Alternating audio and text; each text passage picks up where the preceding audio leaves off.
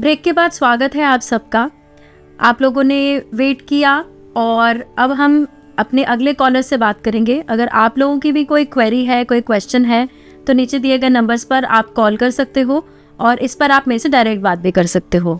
तो जैसे कि हम बात कर रहे थे आयुर्वेदा और एलोपैथी के ऑप्शन के बारे में कि आपको क्या ऑप्ट करना चाहिए, तो उसी बिहाफ पर आज हमने लिवर के रिलेटेड हमने बात की, आज हमने ऑस्टियोआर्थराइटिस पर बात करी और हमने आज बात करी किडनी स्टोन्स के बारे में।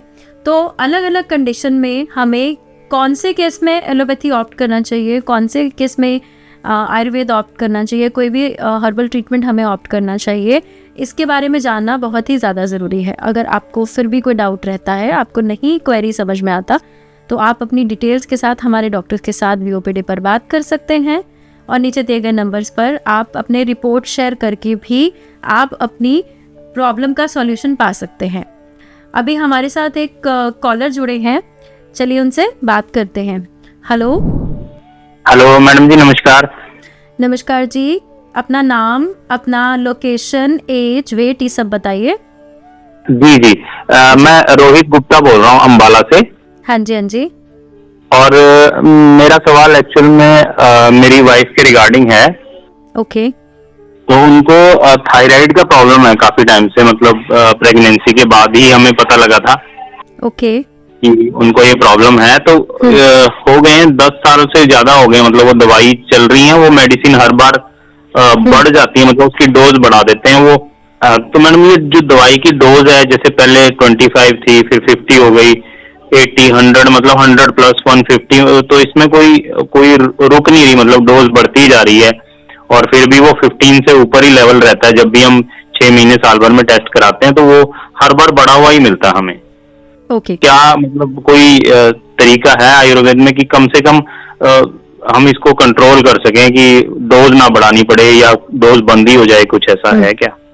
अभी आप थायरॉक्सिन की 150 mcg ले रहे हो, है ना? जी आपकी वाइफ है ना? ओके। जी। और आपका लास्ट बेबी कितना छोटा है? उसको हो गया 9 हाँ जी, 9 इयर्स। 9 इयर्स। ओके। और आपकी वाइफ 10 इयर्स से थायराइड का ट्रीटमेंट ले रही है? जी, हाँ, 10 साल से ज्यादा ही हो गए होंगे बल्कि। ओके, ठीक है। तो देखिए, थायराइड की जो प्रॉब्लम है ये बहुत सारे लोगों में आजकल कॉमन है और मैंने ये चीज़ देखी है कि थायराइड की मेडिसिन खाते खाते भी लोगों का जो TSH लेवल है वो बढ़ ही रहा है, वो कम नहीं होता। और हाँ, बिल्कुल। तो ऐसे केसेस के अंदर हमें नेचुरली आपको ट्रीटमेंट करना बहुत ज़्यादा ज़रूरी होता है और इसमें आपका जो मेटाबॉलिज्म है, थायराइड जब भी डिसफंक्शन होगा तो सबसे मेन कारण है इसका मेटाबॉलिक डिसऑर्डर। इसमें आपके खाने पीने का तरीका प्लस आपका सोने का और उठने का जो टाइम है उसको फिक्स करना। आपकी वाइफ का वेट भी बढ़ा हुआ होगा? हाँ जी, पहले से थोड़ा सा बढ़ा हुआ है। ओके। तो नींद कैसे आती है उनको? नींद मतलब ऐसे रेगुलर ऐसा रूटीन नहीं है, नींद ऐसे समझो कि बहुत कच्ची नींद है, मतलब ये सोचो कि प्रॉपर ढंग से तो सो नहीं पाती वो। ओके, ठीक है। तो देखिए, बेसिकली अगर आपका लाइफस्टाइल में थोड़ा सा वो अगर चेंजेस कर ले या डाइट में चेंजेस कर ले तो उनको इम्प्रूवमेंट आ सकती है। प्लस अगर हम मेडिसिन के साथ कुछ थेरेपिस्ट का सपोर्ट भी अगर उनको देते हैं तो उन्हें काफ़ी अच्छे रिजल्ट मिल सकते हैं, जिसमें आप उनकी जितनी भी उनकी रिपोर्ट्स हैं या फिर अगर उनने और कोई अल्ट्रासाउंड या और कुछ चीज़ें कराई हैं वो आप हमारे नीचे जो आपको नंबर्स फ्लैश हो रहे हैं ना जिस पे आपने कॉल किया है, उन नंबर हाँ उस नंबर पे आप अपनी रिपोर्ट्स एक बार शेयर कर दो तो हम आपकी वाइफ से एक बार बात करेंगे और उनसे उनके जनरल उनका क्या लाइफस्टाइल है, सुबह कब उठती हैं, उनका सोने का टाइम क्या है, क्या खा रही हैं, वो सारी चीज़ें एक बार देखेंगे। तो हम थोड़ा सा उनका ना लाइफस्टाइल में मॉडिफिकेशन करेंगे, प्लस थोड़ा सा उनका डाइटरी हैबिट्स को थोड़ा सा चेंज करेंगे और उसके अकॉर्डिंग फिर हम थोड़ा सा उनको मेडिकेशंस पे देंगे। फिर दोनों मेडिसिन साथ साथ चलेंगे, क्योंकि हम देखो एकदम से थायराइड के मेडिसिन बंद नहीं करा सकते, उसको धीरे धीरे करके हमें टेपर डाउन करना पड़ता है। तो ये सारे फैक्टर्स को इकट्ठा करके फिर हम पहले तो उनका जो अगर 15 तक अगर TSH लेवल है तो हम उसको नॉर्मल करने की कोशिश करेंगे, लेस देन 5 तक लेके आएंगे, फिर धीरे धीरे करके उनकी मेडिसिन टेपर डाउन भी कर सकते हैं। तो थोड़ा सा लंबा प्रोसीजर है इसका, बट आपको थोड़ा गाइड कर देंगे कैसे कैसे रहेगा तो अकॉर्डिंगली रहेगा। तो आप अपनी रिपोर्ट्स वगैरह नीचे दिए गए जो नंबर्स हैं उस पर आप शेयर कर दो, और अकॉर्डिंगली फिर हमारे एक डॉक्टर आपके साथ कनेक्ट करके और फिर आपको सारा गाइडेंस दे देंगे, और अकॉर्डिंगली फिर हम आपका ट्रीटमेंट स्टार्ट करेंगे। और भी क्वेश्चन रिपोर्ट आपको हाँ जी व्हाट्सएप कर दें रिपोर्ट इसी नंबर पे कैसे भेजेंगे? इसी नंबर पे आप व्हाट्सएप कर दीजिए, और अपनी वाइफ से बात भी करा दीजिएगा, क्योंकि उन्हीं से ही हमें बात करनी रहेगी। प्लस उनका वेट कितना है वो चेक कर लेना, और अगर आप ब्लड प्रेशर वगैरह मॉनिटर कर सकते हो घर पे तो उसका रिपोर्ट भी आप हमें व्हाट्सएप पे डाल देना।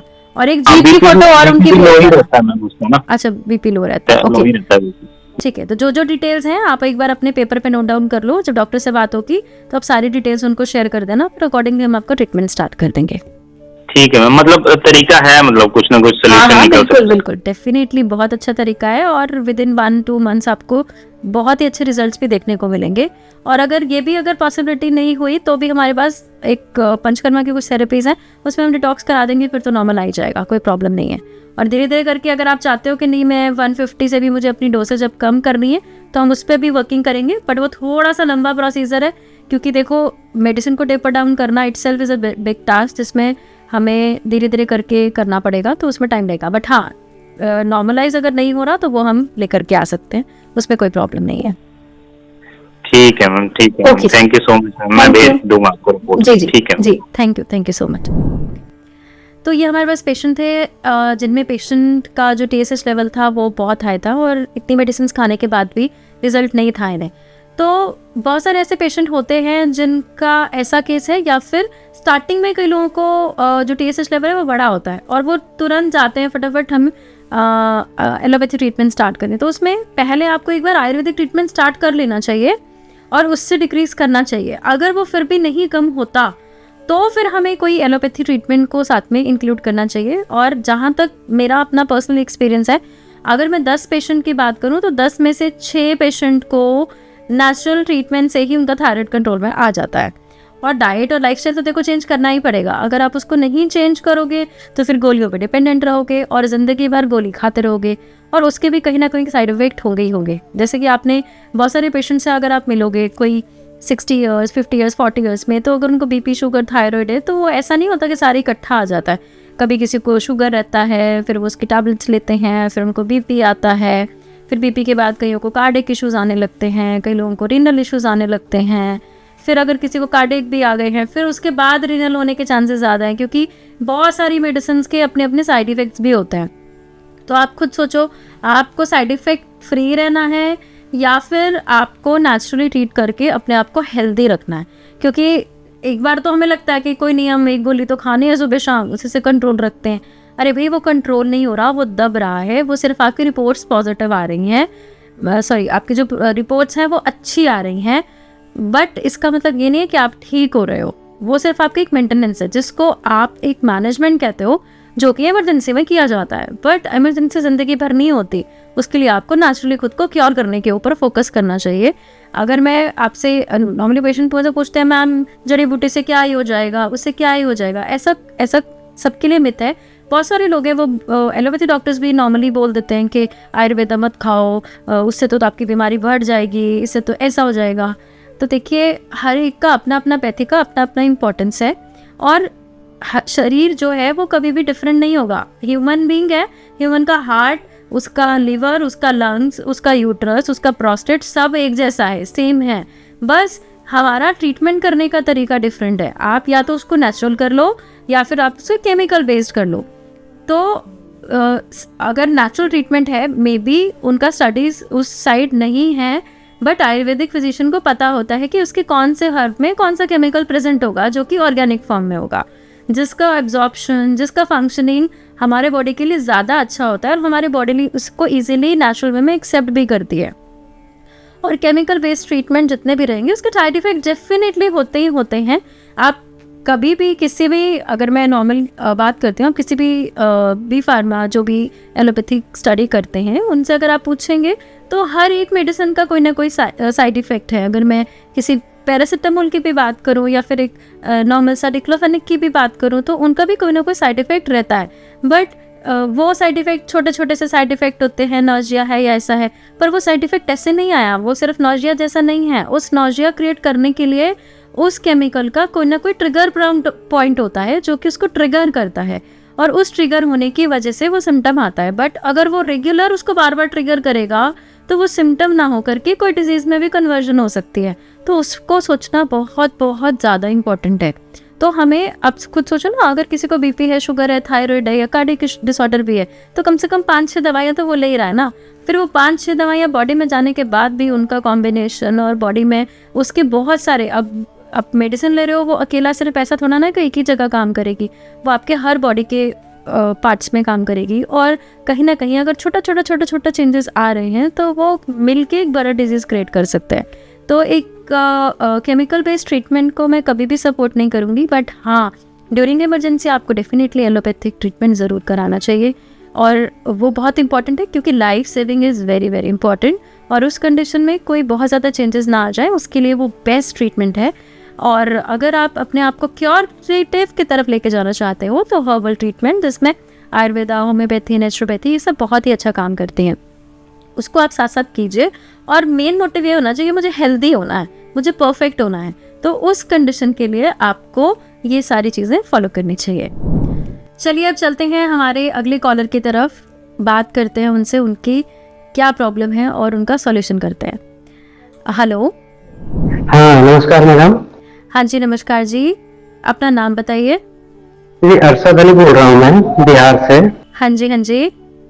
जी, मेरे माता जी का मतलब पैरों में वो साटिका की प्रॉब्लम है, अच्छा शुगर की प्रॉब्लम है। अब अच्छा ये जी। 5-6 सालों से ये प्रॉब्लम शुरू है।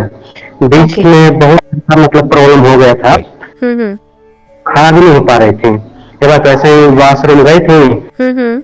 गए थे तो मतलब ताकत, मतलब जान ही नहीं मिला पैर में, फिर वो हम्म। ध्यान से गिर गए, इतनी ठीक ज्यादा है। प्रॉब्लम थी। जी, तो मैं फिर उन्हें हॉस्पिटल लेके गया, हम्म। फिर वहां से वगैरह चला। मतलब ये है ना कि दवा तो कंटिन्यू उनका चल रहा है, मगर जब तक उनका दवा का असर आ रहा है ना, हम्म। नहीं रह रहा है, हम्म। दवा का असर खत्म होते हुए फिर वही परेशानी शुरू हो जा रही है। अच्छा, तो आपने कोई एमआरआई वगैरह करवाया है उनका, कमर का, स्पाइन का? जी, हमारा तो अभी नहीं हुआ है। तो डॉक्टर ने बोला नहीं कराने के लिए? जी नहीं, वो एक्सरे करवाए थे, हम्म। तो फिर वैसे तो वही बता रहे थे कि साटिका की प्रॉब्लम है, ओके। इसीलिए मतलब ये मतलब उठने बैठने में दर्द हो रहा है। तो उनकी कमर से टांग में दर्द जाती है, ऐसा होता है? कमर से टांग में मतलब वो तो वही है, शायद शायद कमर से होती है। और कभी कभी मतलब ना, कभी कभी दोनों पैरों में होता है, कभी कभी एक साइड एक तरफ से होता है। अच्छा ठीक है, तो उनको कोई चोट या कुछ एक्सीडेंट ऐसा कुछ हुआ है उनका कभी पहले? नहीं, पर वैसे ही पैर से चला नहीं जा रहा था तो गिर गई थी, फिर मतलब सिविल की चोट आई थी, तो फिर उसका क्या हुआ है। ओके, तो अभी अगर वो मेडिसिन आपने जो ट्रीटमेंट कराया है वो अंग्रेजी डॉक्टर से ही करवाया है? जी जी जी जी। ठीक है, तो जब तक वो दवा खा रही हैं तब तक ठीक रह रही हैं, दवा छोड़ती हैं तो फिर उनको प्रॉब्लम होती है ना? जी जी जी जी जी। ठीक है, ठीक है। और डॉक्टर ने आपको sciatica का प्रॉब्लम बताया? जी जी, साटिका का, और वो शुगर भी है उन्हें। शुगर भी है? शुगर कंट्रोल रहती है इनकी? शुगर की वो मेडिसिन जो ये कंटिन्यू लेती हैं। और शुगर कंट्रोल में है, बढ़ती तो नहीं है उसके बाद? नहीं, दवा छोड़ती है तो बढ़ जाता है, जब कंटिन्यू लेते रहती है ना तो लेवल में रहता है। जैसे ही दवा में गैप हुआ 1 दिन 2 दिन, फिर वो बढ़ना शुरू होता है। ये कंटिन्यू दवा लेती हैं। ठीक है, ठीक है, ठीक है। देखिए, आपका जो प्रॉब्लम है, आपकी मदर का जो इशू है, वो sciatica है या और कोई प्रॉब्लम हो सकती है, बट इसके लिए हमें कुछ और इन्वेस्टिगेशन या और टेस्ट भी हमें ज़रूरी रहेंगे। और साथ में आपके मदर का वेट कितना है, हाइट कितना है, उनका और क्या क्या और सिम्टम्स आ रहे हैं, मे बी कोई इंडाइजेशन या और जैसी चीज़ें, शुगर भी कंट्रोल है कि नहीं, और जो 3 महीने की आपकी जो रिपोर्ट है HbA1c की वो क्या है, और आपका सी पेप्टाइड का टेस्ट क्या कह रहा है। तो इन सब चीज़ों के ऊपर डिपेंड करता है, क्योंकि एक डिज़ीज़, अगर शुगर है, आपको पता है शुगर अगर ठीक नहीं होगी नेचुरली तो आगे की हीलिंग भी नहीं होती। और अगर उनका कोई नस दब रहा है या sciatica का कोई ऐसा इशू भी है तो वो किस वजह से था, क्या है, तो वो हमें थोड़ा सा आइडिया लगाना पड़ेगा उनका। अगर हम स्पाइन का MRI कराएंगे तो उससे पता चलेगा। या और किसी रीज़न की वजह से भी उनको पेन्स हो सकते हैं। तो उसके लिए आप एक बार जितनी भी रिपोर्ट्स हैं उसको आप शेयर कीजिए और उसके हिसाब से हम उनका थोड़ा सा डाइट में मॉडिफिकेशन प्लस लाइफस्टाइल में थोड़ा बहुत चेंजेस करके और उनको कुछ लोकल एप्लीकेशन के लिए मेडिसिन देंगे, खाने के लिए भी मेडिसिन देंगे और उसके अकॉर्डिंगली ट्रीटमेंट चलेगा। तो हाँ, तो साइड बाय साइड अगर आप यहाँ आ सकते हैं तो हमारे सेंटर में आके कुछ थेरेपीज़ वगैरह रहती हैं तो वो भी आप करवा सकते हैं, या फिर किसी भी आयुर्वेदिक फिजिशियन के पास आप अपनी पंचकर्मा करा करके अपने आप को जो है उनको अच्छा रिजल्ट मिल सकता है।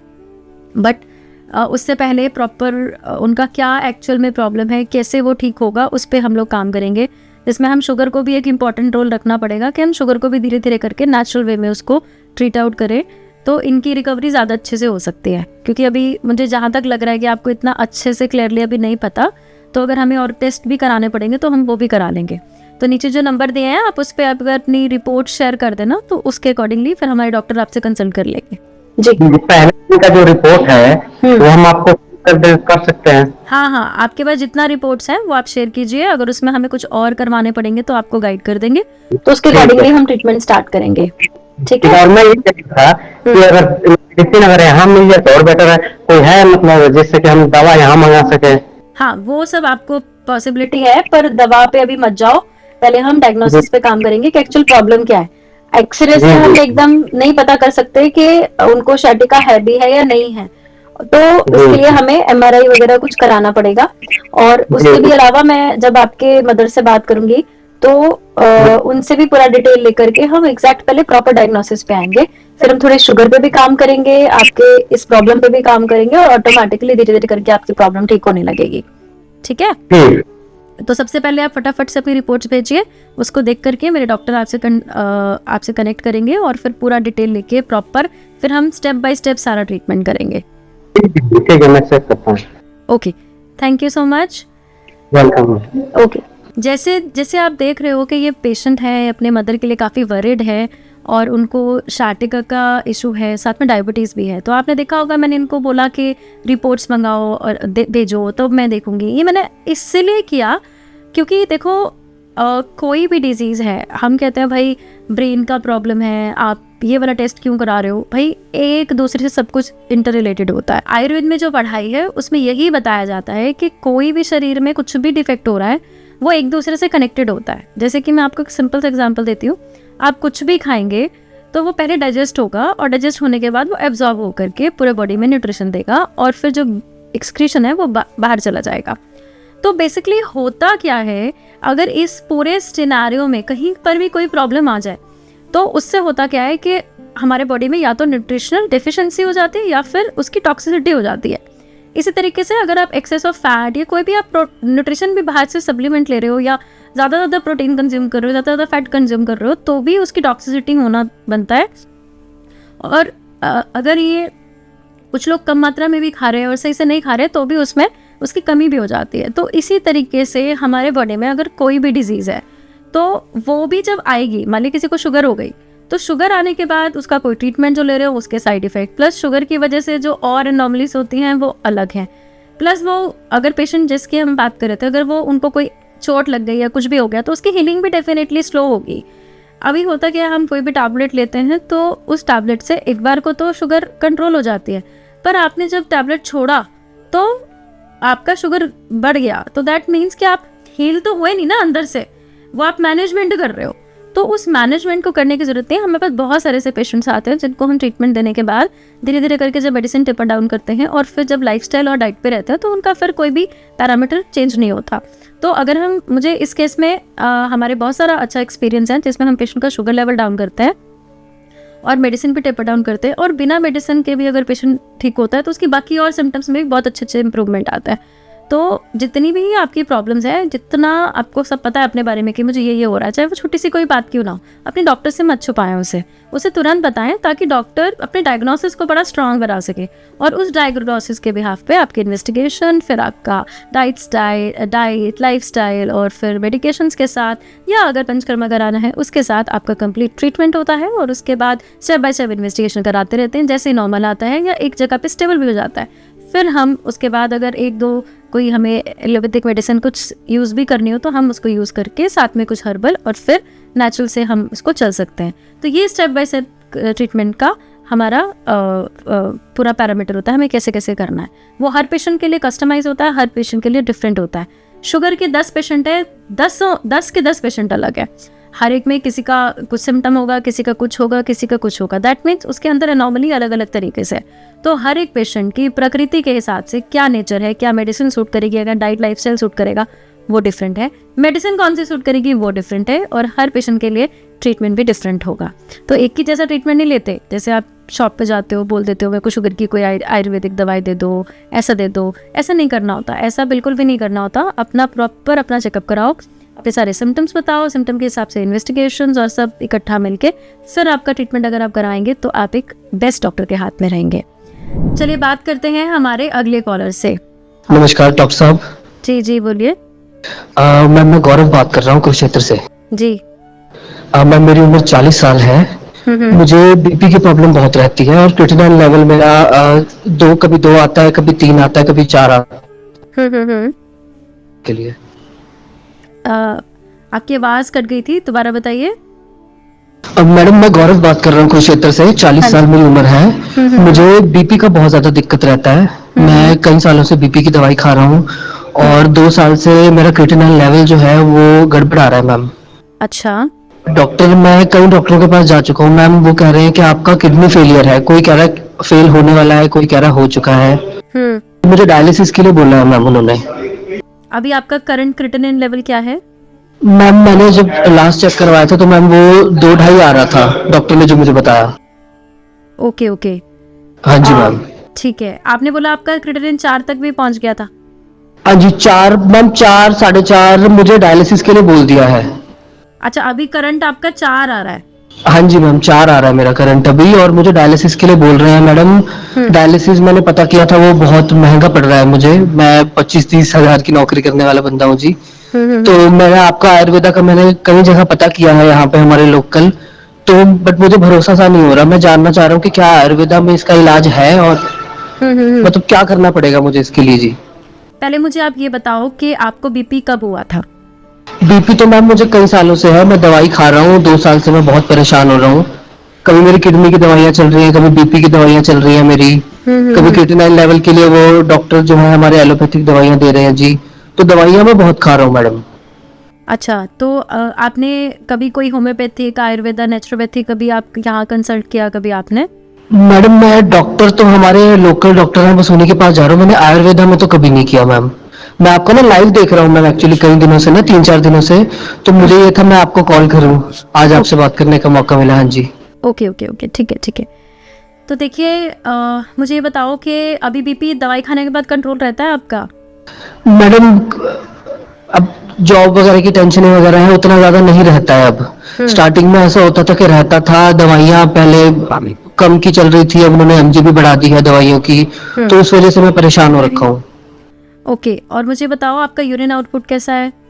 यूरिन आउटपुट मैम मैं टेस्ट करवाता हूँ, डॉक्टर तो हर बार किडनी की तरफ ही पॉइंट कर देता है कि डायलिसिस करवाने पड़ेंगे। नहीं, मैं ये पूछना चाह रही हूँ जो आप पेशाब पहले जितना क्वांटिटी में जाते थे उससे कम तो नहीं हुआ? हाँ जी मैम कम हो गया है। ओके, कम हो गया है, ठीक है। इसके अलावा कोई नींद की प्रॉब्लम या फिर इंडाइजेशन, गैस्ट्राइटिस, एसिडिटी ऐसा कुछ आप फेस कर रहे हो? मैम एसिडिटी की दिक्कत रहती है मुझे। ओके ओके फाइन, ठीक है।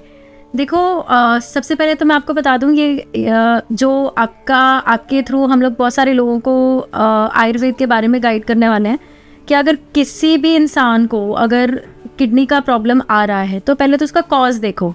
अब जैसे हो सकता है आपको 2-3 साल से जो आप बीपी की आप टैबलेट ले रहे हो तो उससे पहले आपका कुछ कंट्रोल होने लगा, फिर अनकंट्रोल हुआ, एंड आप मेडिसिन इंक्रीज कर रहे हो तो ऐसा हुआ होगा मे बी कि आपका थोड़ा बहुत क्रिटिनिन बढ़ा होगा, लगभग 1.5 या 2 के आसपास आया होगा। फिर उन्होंने थोड़ा किडनी का ट्रीटमेंट दे के फिर धीरे धीरे करते करते अभी आप 4 तक पहुंचे हो। जी जी जी। विद इन 2-3 ईयर्स, है ना? जी जी जी। ओके, तो देखो इसमें होता क्या है कि जब भी हम कोई केमिकल बेस्ड मेडिसिन, अब ब्लड प्रेशर बॉडी में क्यों बढ़ता है, जब वो भी एक नेचुरली प्रोसेस है, बॉडी का सेल्फ हीलिंग मैकेनिज्म है। हमारे बॉडी में कुछ भी अलग हो रहा होता है या कुछ भी डिफरेंट हो रहा होता है तो हमारी बॉडी एक रिस्पॉन्स जनरेट करती है, जिसमें कई लोगों को हो सकता है नॉजिया, वॉमिटिंग है। अगर आपको इंडाइजेशन है तो बॉडी अपने आप रिस्पॉन्स करेगी कि या तो उसे लूज मोशन लगवा देंगी या फिर उनको वॉमिटिंग क्रिएट कर देगी या नॉजिया जैसा फील होने लगेगा। इसी तरीके से अगर कोई वायरल इन्फेक्शन होता है तो नॉर्मली उस टाइम पे लोगों का टेस्ट बड जो है वो बिल्कुल कम काम करने लगता है, उसमें भूख कम लगती है। तो इसी तरीके से अगर आपको यूरिन रिलेटेड कोई इश्यूज़ हैं या फिर अगर ब्लड प्रेशर है तो वो भी किसी ना किसी बॉडी में चेंजेस का इंडिकेशन है। तो जब भी कभी किडनी कॉम्प्रोमाइज़ होती है तो हमारी बॉडी अपने आप धीरे धीरे करके बीपी बढ़ाती है उसको मैनेज करने के लिए। बट होता क्या है, हम बीपी हाई में डॉक्टर्स नॉर्मली जो ट्रीटमेंट करते हैं वो स्ट्रोक को ना होने देने के लिए कारण करते हैं कि कोई ब्रेन हैमरेज या इस तरह का कोई कॉम्प्लिकेशन ना आ जाए तो मेडिसिन दी जाती हैं। बट अगर आपने उस ड्यूरेशन में अपने इसके कॉज के ऊपर वर्क करते हुए नेचुरली उसको हीलिंग की तरफ नहीं लेके गए तो आपको प्रॉब्लम बढ़ सकती है। जैसे आप ही नहीं, बहुत सारे लोग होते हैं जो बीपी, शुगर, थायराइड की मेडिसिन ले रहे होते हैं 5 साल, 10 साल से, 2 साल से, और धीरे धीरे करके अचानक पता चलता है वही क्रिएटिनिन बढ़ गया, अचानक से पता चलता है जी लिपिड प्रोफाइल बढ़ गया, अचानक से पता चलता है चेस्ट पेन हो गई तो भाई हमें एंजियोग्राफी करानी पड़ेगी, वहाँ पता चलता है ब्लॉकेज हो गई। तो ये सारी चीज़ें सबके साथ आती हैं। तो पहले तो आपको घबराना नहीं है, डरना नहीं है बिल्कुल भी। तो अगर आपका क्रिएटिनिन अगर 4 है तो सबसे पहले तो जितनी रिपोर्ट्स हैं आप मेरे को एक बार शेयर करवा दो, जो नंबर आप फ्लैश कर रहा है तो उसको हम देख लेते हैं। अगर आपके पास कोई अल्ट्रासाउंड है तो वो भी आप शेयर कर दो, प्लस है मेरे पास, हाँ वो भी आप शेयर कर देना। तो उसके अकॉर्डिंगली हम और डिटेल में आपसे बात करेंगे और उससे रिलेटेड आपका ट्रीटमेंट स्टार्ट करेंगे। अब बेसिकली होता क्या है, आप जो परेशान हो रहे हो कि मेरा 4 हो गया फिर हमको डायलिसिस, और इस तक मुझे लगता है जाने की ज़रूरत नहीं पड़ेगी, हम इसी से ही आपको रिवर्स करने का प्लान करेंगे। देखिए, अगर किसी भी पेशेंट को अगर स्टार्टिंग में 4 या 5 तक अगर क्रिएटिनिन है तो अगर आप एलोपैथी किसी मेडिसिन पर डिपेंडेंट भी हो तो कोई बात नहीं, उसके साथ साथ हम नेचुरली आपको ट्रीट करने की कोशिश करते हैं और आपको रिवर्स करने की कोशिश करते हैं आपके डिजीज़ को। जिसमें अगर किसी का क्रिएटिनिन 5 है, 4 है तो धीरे धीरे करके चाहे 1 महीना, 2 महीना, 3 महीने के अंदर धीरे धीरे वो डिप डाउन करना शुरू करता है। और साइड बाय साइड जो एलोपैथिक मेडिसिन हैं उसको हम कंटिन्यू रखते हैं और उसको भी फिर हम कोशिश करते हैं धीरे धीरे टेपर डाउन करने की, और ऑटोमेटिकली आपका धीरे धीरे करके इंप्रूवमेंट आने लगता है। तो आप जो वो आगे प्रोग्रेस नहीं करती, आपकी डिजीज़ वो रिग्रेस करती है और आप रिवर्सिबल मोड में आते हो।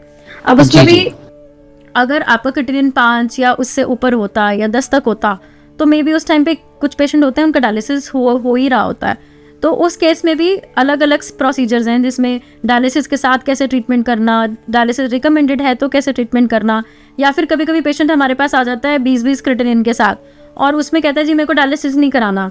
तो भाई उस केस में अगर उनका कोई फ्लूइड इम्बैलेंस है, इलेक्ट्रोलाइट इम्बैलेंस है, पोटेशियम बढ़ा हुआ है, तो इन केसेस में कभी कभी 1-2 बार 3 बार हम डायलिसिस रिकमेंड कर देते हैं और उसके बाद हम साथ साथ ट्रीटमेंट करते हैं। तो आने वाले टाइम में उनको डायलिसिस कराने की ज़रूरत नहीं पड़ती, तो उसमें हम किडनी को हीलिंग की तरफ लेकर के जाते हैं।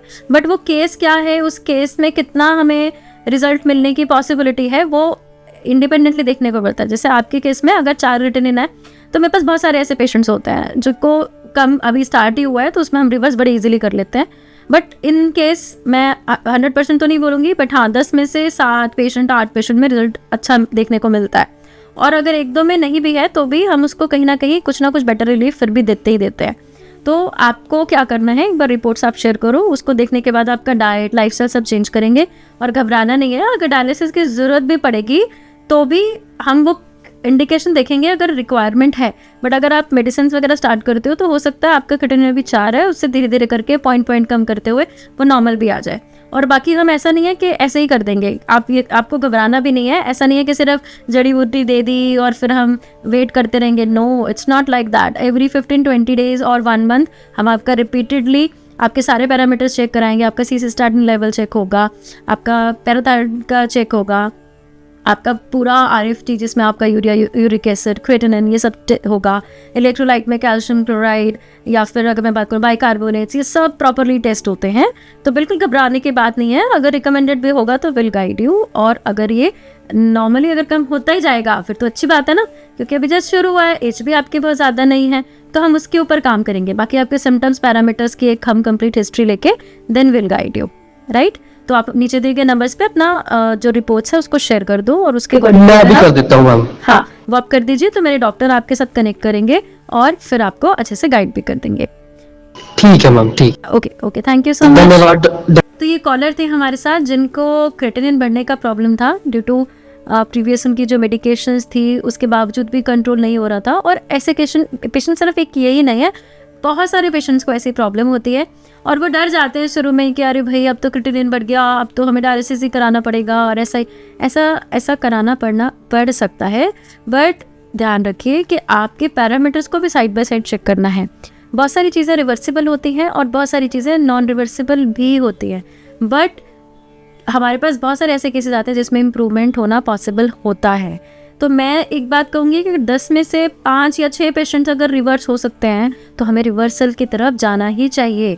इसीलिए फर्स्ट थॉट हमेशा अपने ट्रीटमेंट की तरफ होना चाहिए कि आप क्योरेटिव की तरफ कितना जा रहे हो। एंड सेकेंड थिंग, मैं बिल्कुल नहीं कहूँगी कि आप इसमें एलोपैथिक ट्रीटमेंट बंद कर दो और सीधा आयुर्वेद शुरू कर दो। नो, ऐसा नहीं है।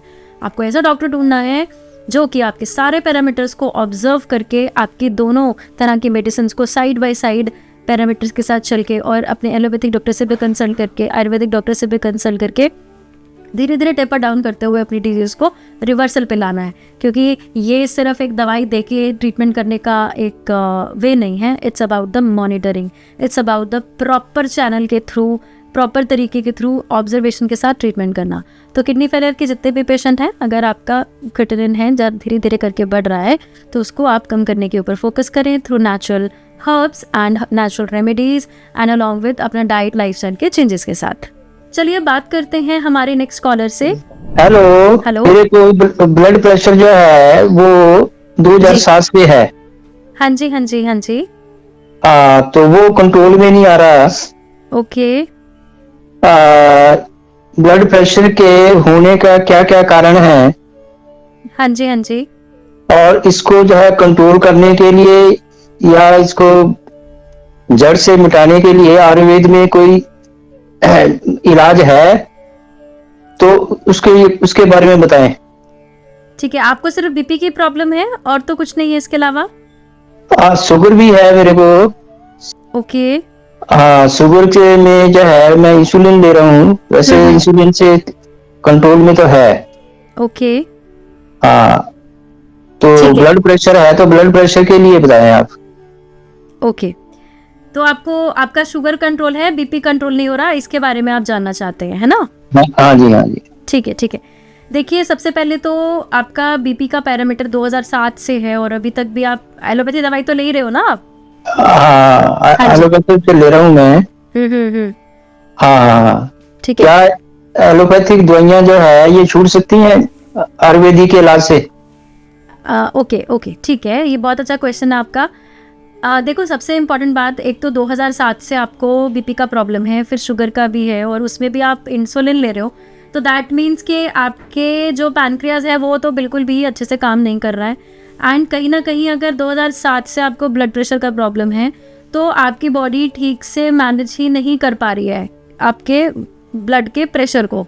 तो अब इसके लिए आप बहुत टाइम से एलोपैथिक मेडिसिन पर डिपेंडेंट हो, तो इसमें अगर मैं बोलूँ कि बिल्कुल 100% ठीक हो जाओगे तो वो तो पॉसिबिलिटी बिल्कुल नहीं है, या फिर बहुत कम मात्रा में है। हाँ, ये ज़रूर हो सकता है कि आप कहीं ना कहीं इन पैरामीटर्स को बैलेंस करके आप मेंटेन कर सकते हो, और अगर थोड़ा बहुत हम डाइट में मॉडिफिकेशन करें तो उसमें भी हमें बहुत अच्छा हेल्प मिल सकता है। क्योंकि अगर देखो 2007 से अगर आपको बीपी शुगर है तो कहीं ना कहीं ये कार्डियक साइड ज़रूर जाता है कि हार्ट की प्रॉब्लम्स आना बहुत ही कॉमन रहता है, तो आपको अपना हार्ट का चेकअप भी कराना चाहिए। आई थिंक आपने कभी अपना इको, ईसीजी वगैरह ऐसा कुछ प्लान किया है कभी? हाँ हाँ, हमने ये कराया है। हाँ जी हाँ जी। तो उसमें जो है इको में जो है आया कुछ है ब्लॉकेज बताई है। अच्छा, आपको ब्लॉकेज बताई हुई है, तो इसके लिए कोई उन्होंने सर्जरी या कोई स्टंट रिकमेंड किया होगा आपको? हाँ, सर्जरी का रिकमेंड किया था, उसके लिए फिर मेरे को ना उसमें जो है 40s में दिखाया था मैंने। जी जी। तो उसमें उन्होंने जो है मेरा बाईपास सर्जरी कर दी। अच्छा, आपने सर्जरी भी करा ली? ओके। ठीक है ठीक है ठीक है, फाइन। ओके, तो अभी आपका बीपी कंट्रोल अभी भी नहीं आ रहा है? हाँ, अभी नहीं आ रहा है। तो इसके लिए थोड़ा सा बताओ कि हम इसको कंट्रोल, बीपी को कंट्रोल करने के लिए हम क्या करें, किन बातों पे ध्यान देना चाहिए हमें? ठीक है क्या हम खाएं क्या ना खाएं, उसके हिसाब से जो है थोड़ा सा। देखिए, इसमें बेसिकली अगर आप ऑलरेडी आप बाईपास सर्जरी भी करा चुके हो, बीपी है, शुगर है, ये सारी प्रॉब्लम्स हैं, तो इस केस में तो नॉर्मली अगर आप मेडिकेशन पे हो तो बीपी नॉर्मली डाउन साइड ही ज़्यादा रहता है। बट इवन देन अगर अभी आपका बढ़ रहा है तो कहीं ना कहीं हमें देखना पड़ेगा कि कुछ ना कुछ गलती तो हो रही है। तो आप अपने जो अभी करंट रिपोर्ट्स हैं वो आप एक बार शेयर कीजिए, और जो आपकी लास्ट सर्जरी हुई है उसका अगर आपके पास कोई डिस्चार्ज समरी है तो वो भी आप साथ में शेयर कीजिएगा। और इसमें मेन इंपॉर्टेंट, आप अपनी जीभ की फ़ोटोग्राफ भी हमें ज़रूर शेयर कीजिए।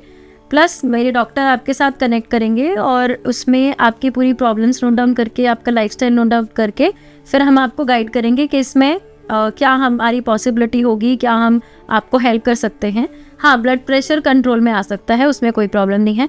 मे बी ये भी हो सकता है कि आपका भी सर्जरी भी हो गया, सर्जरी के बाद भी 1 महीना एंटीबायोटिक्स और ये सब चीज़ें चलती हैं, तो मे बी कुछ डिस्टर्बेंस बॉडी में हुआ है, तो उसके लिए हम लोग थोड़ा सा डाइट लाइफस्टाइल मॉडिफिकेशन कर देंगे, प्लस थोड़ा बहुत मेडिसिन साथ में चला के और धीरे धीरे करके आपके जो बेसिक पैरामीटर्स हैं उसको कंट्रोल करने की भी कोशिश करेंगे। और ये भी कोशिश करेंगे कि धीरे धीरे करके आपका शुगर लेवल, आपका ब्लड प्रेशर, ये धीरे धीरे करके इम्प्रूव होना शुरू हो जाए।